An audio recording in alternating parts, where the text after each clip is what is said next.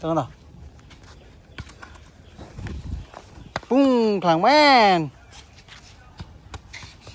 piu con sốt mà trông khẳng men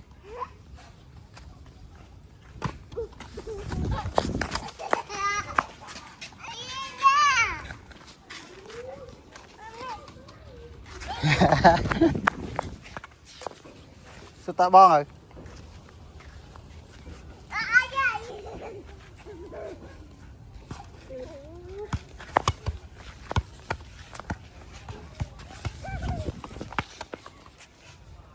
đâu to nào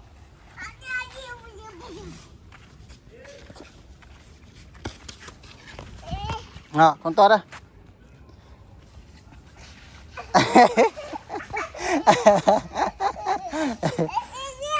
tay tay tay tay tay tay tay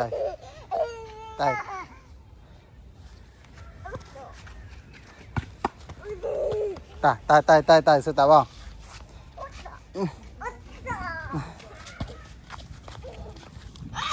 con sự tạo bong tay tay tay sự tạo bong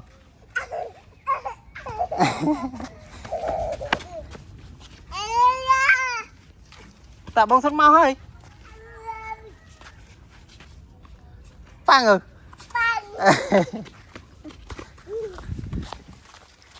Piu.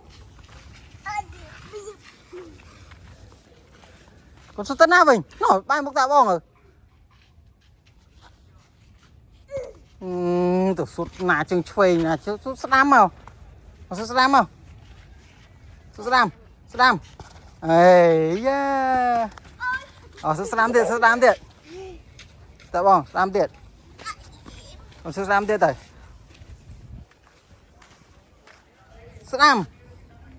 Trông khẳng men. Đây sốt đâu? Sốt đam à? Trông khẳng men. Còn mấy này bây giờ tôm mò ra bên đây hết còn. Chào chim của Âu nè. Cái này bên đây Vinh. Tả sốt.